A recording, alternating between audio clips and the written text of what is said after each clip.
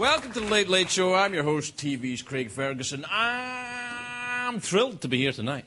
I am. I'm really very excited. A, because I got here, because there's no power in Los Angeles at all.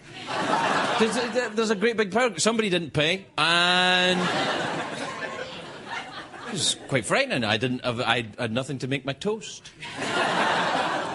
I've actually been away on vacation for the past 2 weeks. CBS doesn't like me to tell you this ahead of time, in case you think that you won't watch the reruns. But I'm back. I'm back here now. It was reruns for the past 2 weeks, but this is me here right now. Unless, of course, this is a rerun, in which case it's a rerun. But it's not. I'm here. I was away because I took my son on an end-of-summer vacation. I took him the grand tour of Europe. This is true. Europe's 3 big cities. Paris, Edinburgh and Glasgow. It's true, I did. That's where we went.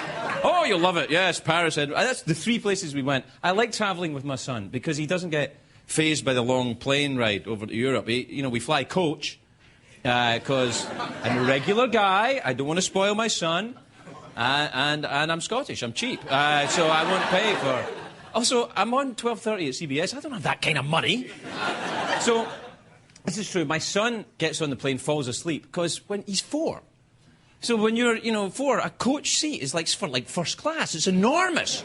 He's this big giant seat, and when they give him a drink, it's a huge drink. It's like a big bowl of punch. And I'm 6'2" and a bit. I'm cramped in, all gangly and misshapen.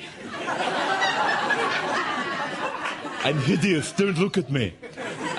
My son saw the safety video, and he said, watching the safety video on the plane. And he said, "Daddy, when are the masks coming down?"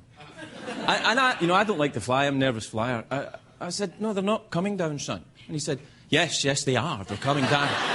We had their first argument. I said, no, they're not coming down. He said, yes, the masks are coming down. I said, "You're freaking me out, kid!" Go to sleep. Have your giant drink, Prince. So we're So, going back to Scotland reminds me of many things. It reminds me of my childhood, my old friends, and, of course, why I left Scotland. True. I half expected a hero's welcome, local boy done good, or, all right, local boy done marginally well. But there was an article, I'm not kidding, this is absolutely true. There was an article in the Scottish press. Somebody wrote something nasty about me. They said, "Since Ferguson's taken over the big show in America, he's lost his accent to accommodate the Americans." Losing my accent. I think that will come as news to the Americans. You probably don't know this because of my American accent that I'm using right now. Also, they said it was, the big show. It's 12:30 on CBS. Anyway, it would be okay if I lost my accent. If I was doing a TV show in France, I'd speak French, wouldn't I? If I was doing a TV show in Rome, I'd speak Roman. Even when she moved to London, even Madonna, she ditched her beautiful Detroit accent for a fake British accent. And that's just wrong, frankly. I do get treated differently in Scotland, though. I do, because no one knows who I am. It's true. Not like in America, everybody, every, 25 people and 1,000 recognise me from the Drew Carey show. But in Scotland, I get recognised by, just the odd person here or there. And I mean it's odd because it's just guys that remember me from a bar fight for owing them money or something. "Hey, Ferguson, you still owe me £5, you bastard!"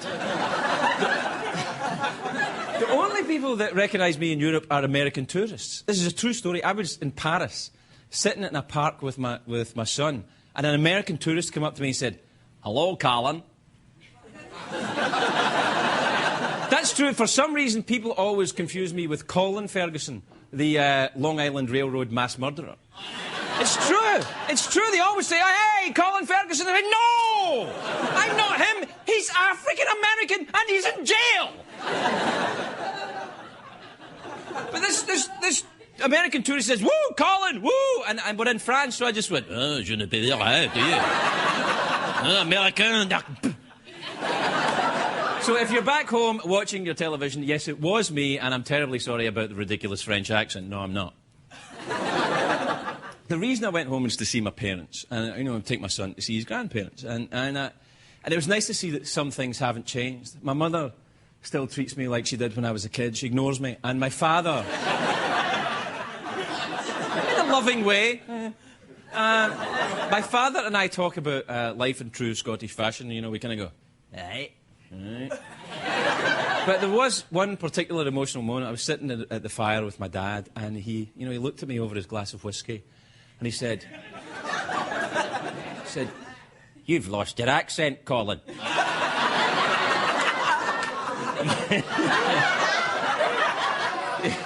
You sold out for the almighty Yankee dollar, didn't you? You with your chewing gum and your nylons, you big Hollywood poof!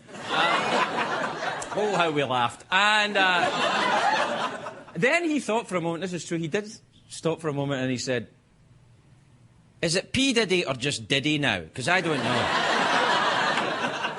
I took my son to some of my old haunts. I took him for fish and chips, which is, disgusting. And I took him for... that's lovely, it's very tasty. And I took him to, it's fried fish and fried potatoes. Fried, basically, is the word you're looking for. But I took him down to the seaside where I used to work as a carny in an amusement park. This is absolutely true. I used to be a carny when I was a teenager. And the guy I used to work for is still there. He's still the carny. No, but he's still there. He spent the last 32 years as a carny.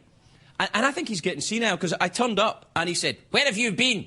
I said, "Do you remember me?" He said, "Yes.